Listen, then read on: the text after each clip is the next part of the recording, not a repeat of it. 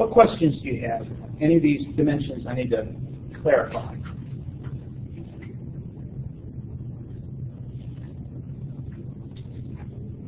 All right, let's move from talking about the category of religions to begin thinking about the study of religions. What are we engaged in? Especially thinking about this approach that is investigating different religious types. There are a variety of challenges that anyone who would study religion faces. First of all is what has been referred to as the insider-outsider problem.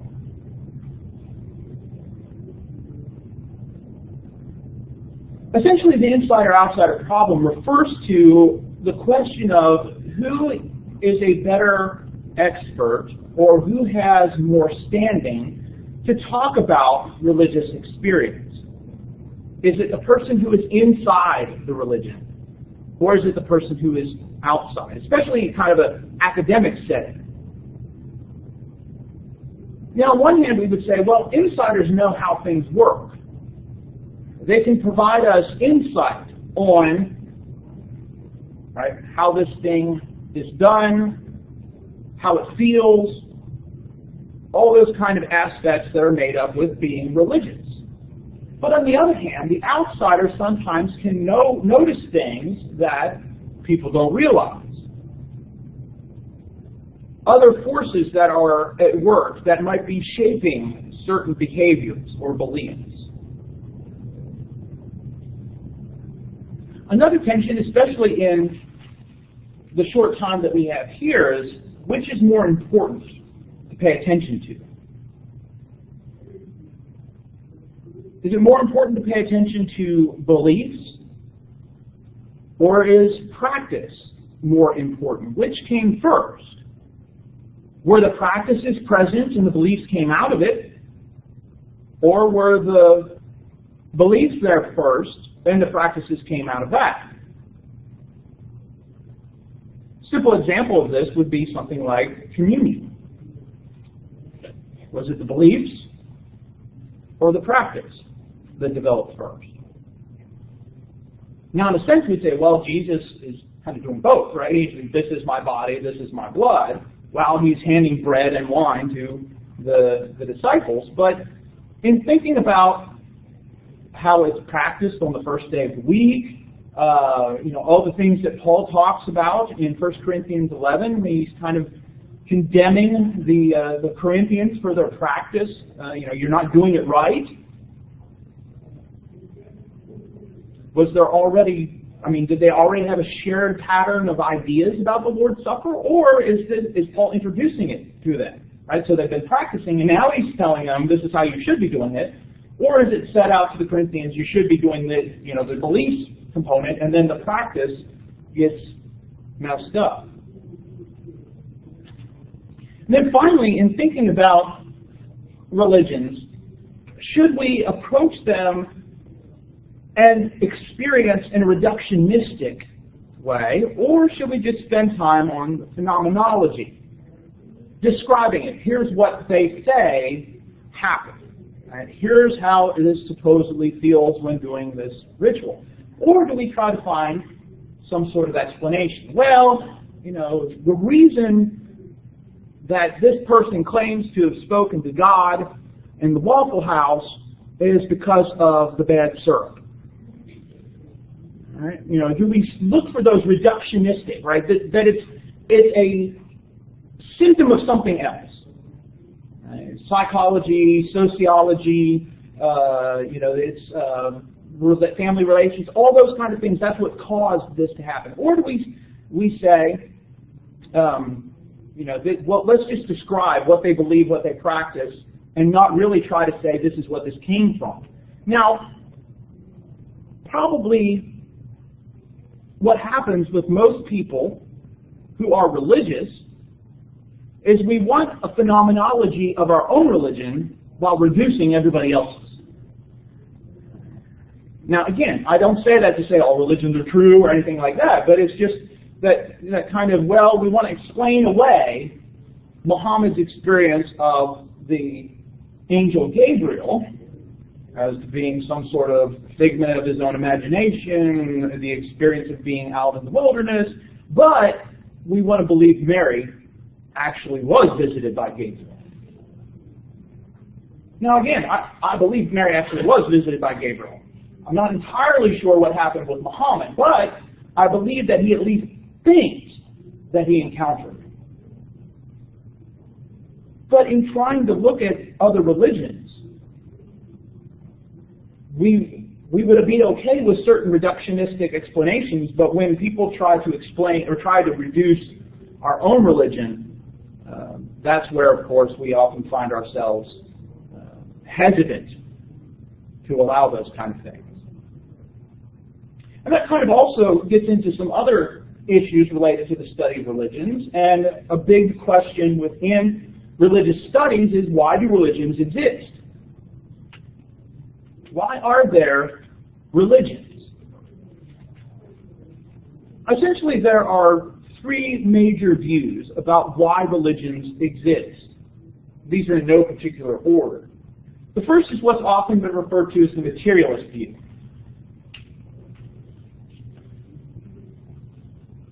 Essentially, the materialist view is human beings invented religion. The materialist tends to believe that the physical world is all that exists. And so, religions must be a product of some sort of human invention. All right? Whether that's a psychological incident, whether that's developed out of sociology, of societies acting together, but essentially the notion that religions were invented. A second view is called the functionalist view. There are religions, say the functionalists, because religions work. They do things. They accomplish things. People have experiences, and they provide something for them. The functionalist isn't as interested in the question of were they invented or did things actually happen. Instead, the functionalist is, that's not as important as what it does for the person's life who participates in that religion.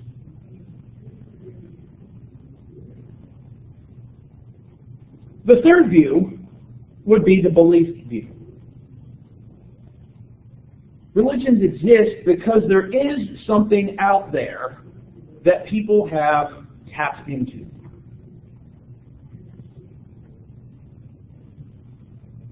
And so the notion that religions reflect a spiritual, supernatural reality.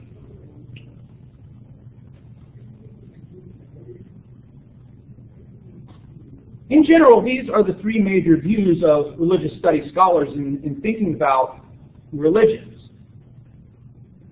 Obviously reflecting different positions religiously themselves.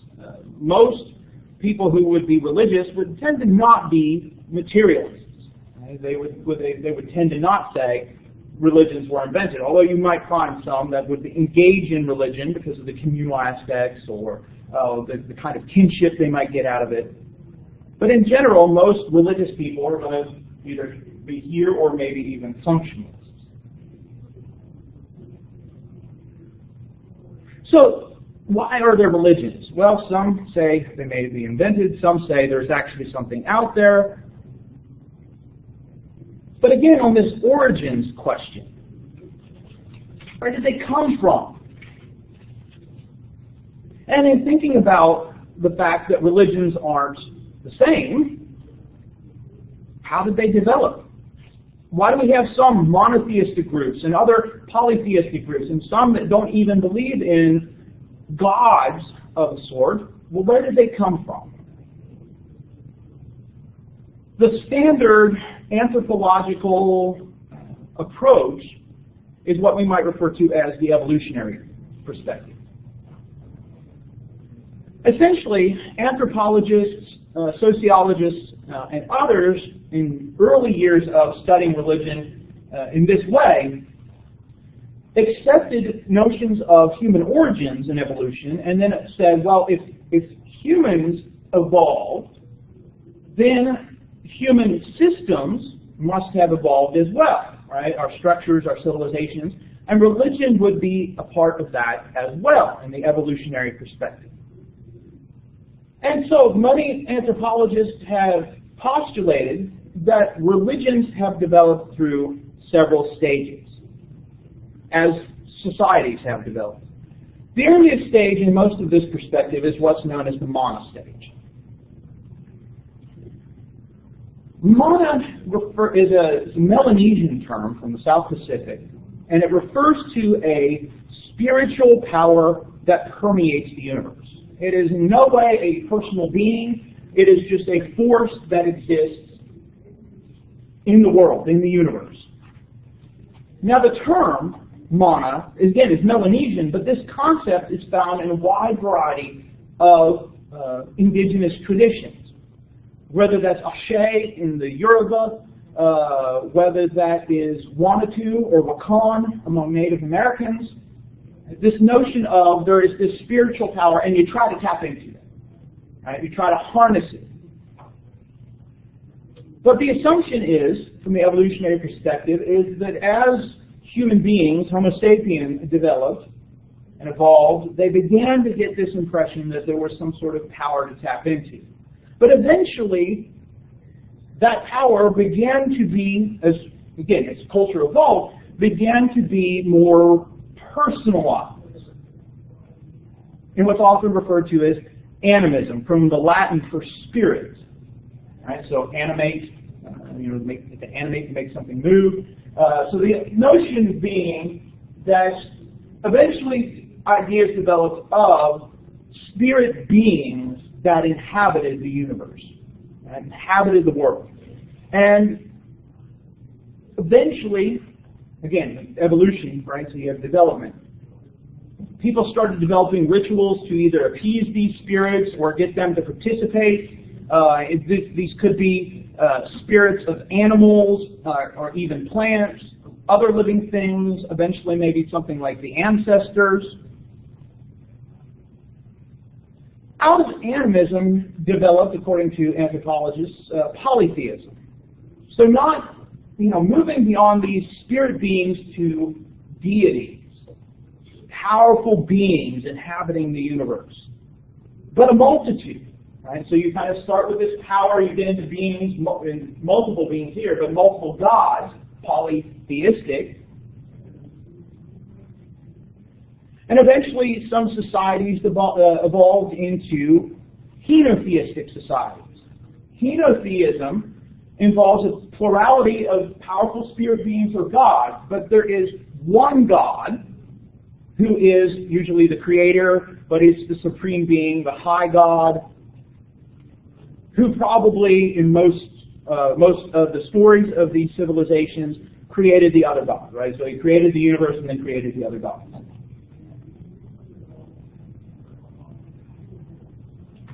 And all four of these are still around. You can find societies like that.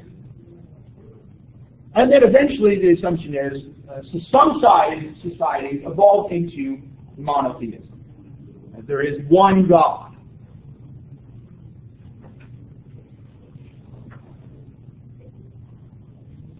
And so essentially what's going on here is anthropologists, sociologists have accepted the notion of human evolution. But in order to explain religion and compare it and complete it with evolution, you have to have this evolutionary development. So gradually, societies became monotheistic in this approach.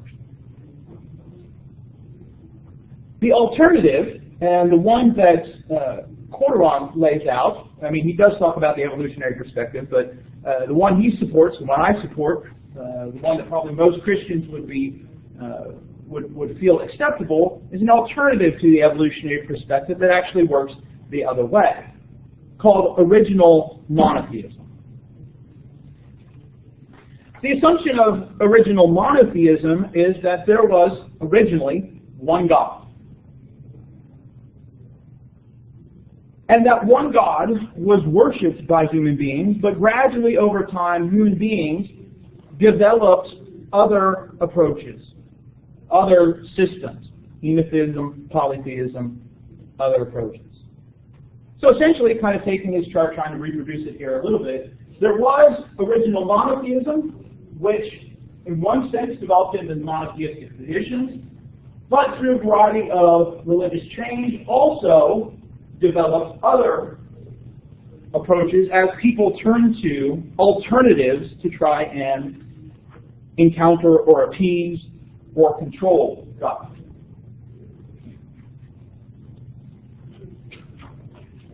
Now, one of the things that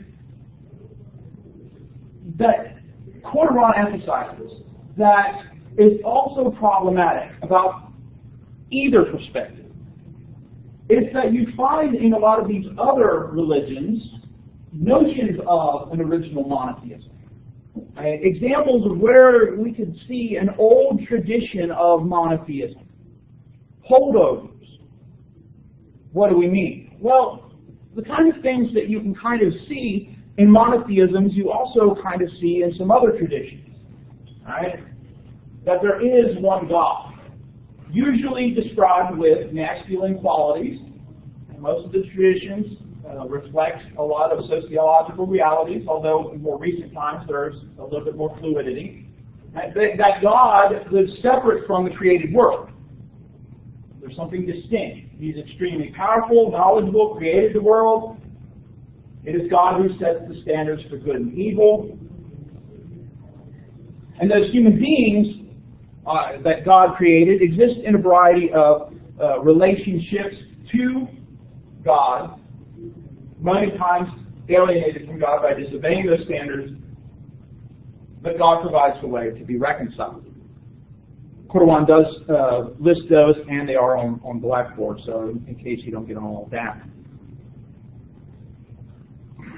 What makes it problematic for either of these systems, approaches, is that, of course, people that would support the original monotheism approach tend to be Christians or Jews, perhaps even some Muslims, right? People that believe that. And so they are kind of discounted, as Qumran points out, because, well, you believe that, and so, we can't trust that you're not being affected by your presuppositions.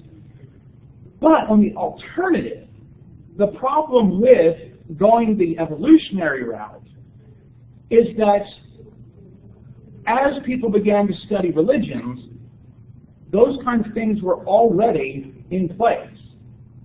Meaning that there were evidences of monotheism there because of the encounters with predominantly Christian explorers. So once people started actually studying these groups, there's such a mix and amalgamation. There are no true societies anymore, in the sense of truly monosocieties. You still find that belief, but it's mixed with other beliefs. And so, at the very least, we can't go back and find and point out in any sort of record an evolutionary development. We have to assume, if we accept evolution, that it started from simple and went to complex, because we're assuming evolution is true. But we don't have, in the case of religious development, any sort of records that demonstrate those kind of things, because most indigenous societies didn't write until after they were colonized. Right? They shared things orally. They didn't have written languages, and so there are no texts written down where we could see. Things that were written down, things tend to degrade with time. Yeah, so even if there were things written down, the fact that they would have been preserved is very unlikely as well. Even large simple composts tend to completely decay away. So it's a very difficult position shaped by presuppositions on both sides. Right? So there's presuppositions on both sides of that debate, with people obviously lining up with where they believe. So the study of religion is a difficult study.